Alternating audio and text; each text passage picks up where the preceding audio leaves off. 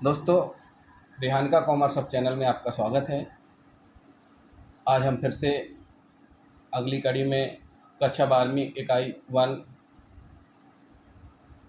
अलाभकारी व्यापारिक संगठन में वीडियो नंबर 6 लेकर के आ रहे हैं। अभी हमने पढ़ा था आय और व्यय खाता क्यों ज़रूरी है तैयार करना, आखिर आय और व्यय खाते की ज़रूरत क्यों पड़ गई, ये हमने पढ़ा है। उसी में हम पढ़ने जा रहे हैं कि हम तैयार कैसे करेंगे। तो सीधी सी बात है, एक प्रारूप है जिसको हम फॉलो करते हैं। इस प्रारूप के तहत ही हम पूरा इनकम एंड एक्सपेंडिचर अकाउंट बनाते हैं। दोस्तों, ये सारी चीज़ें जो हैं एक साथ हमें एक क्वेश्चन में नहीं मिलती हैं, लेकिन हाँ, हमें पता होना चाहिए कि इतनी सारी चीज़ें ये एक्सपेंडिचर हैं और उतनी सारी चीज़ें आपकी इनकम है। तो हमें ये देखना है सबसे पहले एक्सपेंडिचर हमेशा डेबिट साइड, डेबिट यानी एक्सपेंडिचर, और डेबिट यानी बाईं तरफ। ये आपका, आप देखेंगे सामने बैठेंगे तो आपका बायां हाथ का हिस्सा कहलाएगा। इनकम यानी क्रेडिट, क्रेडिट किस तरफी है? दाहिने हाथ तरफी। तो जब भी आप परफॉर्मा तैयार करेंगे या अकाउंट तैयार करेंगे तो आप देखिएगा दाहिना हिस्सा और बायां हिस्सा। जो आपका बाएं हाथ का हिस्सा है वो डेबिट होगा, जो दाहिने हाथ का हिस्सा है वो क्रेडिट होगा। तो हम देखते हैं एक्सपेंडिचर में ऐसे कौन कौन से एक्सपेंडिचर हैं जो लिखे जाएंगे। तो सबसे पहले टू सैलरी एंड वेजेस, जो भी आपके संगठन में काम कर रहे हैं उनको सैलरी या मजदूरी देंगे आप। तो अब एट क्या होगा? Outstanding at the end of the year, मतलब आउटस्टैंडिंग कैसी है? वो आपकी उस लास्ट तक देना बाकी है, एंड ऑफ द ईयर तक, मतलब लास्ट वर्ष के अंत तक का बचा हुआ है और शेष कितना रह गया वो। Outstanding in the beginning of the year.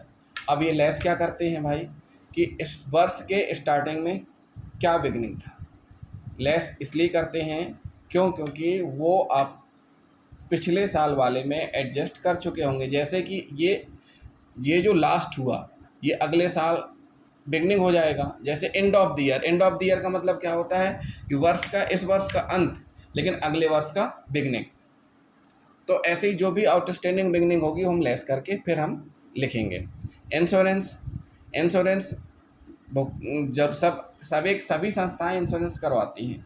वो इसलिए करवाती हैं क्योंकि कोई भी संगठन है या जो भी कार्य करता है, चाहे व्यापारिक हो चाहे गैर व्यापारिक हो, भविष्य हमारा अनिश्चितताओं पर आधारित है।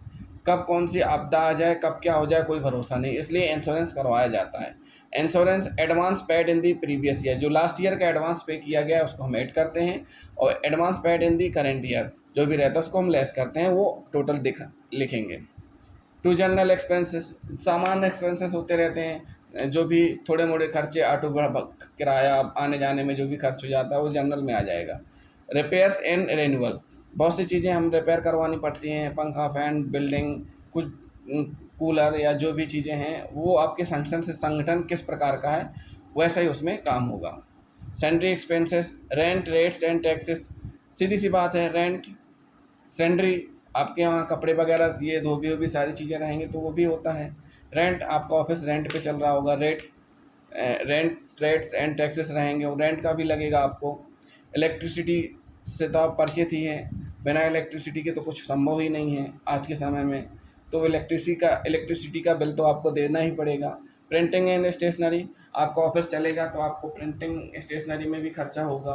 Post and telephone, office expenses, newspaper expenses, loss on sale of assets. हाँ, एक चीज़ और एक्सपेंडिचर माना गया, नई चीज़ देखने को आई है हमें कि जो भी हम एसेट्स सेल करते हैं उन एसेट्स को सेल होने पे अगर आपको लॉस हो रहा है तो आप क्या करेंगे, उनको आप डेबिट मानेंगे। डेप्रीशिएशन, बिल्डिंग, फर्नीचर, बुक्स, जो भी डेप्रीशिएशन वैल्यू रहेगी उसको भी आप इसमें मानेंगे।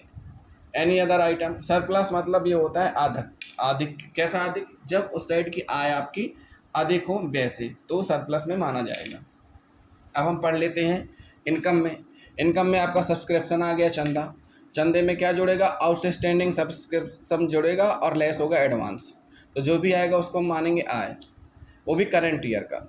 अब बता रहे हैं कि एंट्री फीस, जनरल डोनेशन जो भी दे देगा, लाइफ मेंबरशिप फीस जो दे रहा है, इंटरेस्ट ऑन इन्वेस्टमेंट, भाई जो भी आपने इन्वेस्ट किया है आपके संगठन ने, जो भी इंटरेस्ट मिल रही है वो आपको उसमें आपको लिखना है। अर्न इंटरेस्ट, या इसके अलावा जो भी आपने इंटरेस्ट अर्न की है by profit on entertainment, by rent receipt, by salary income, by deficit.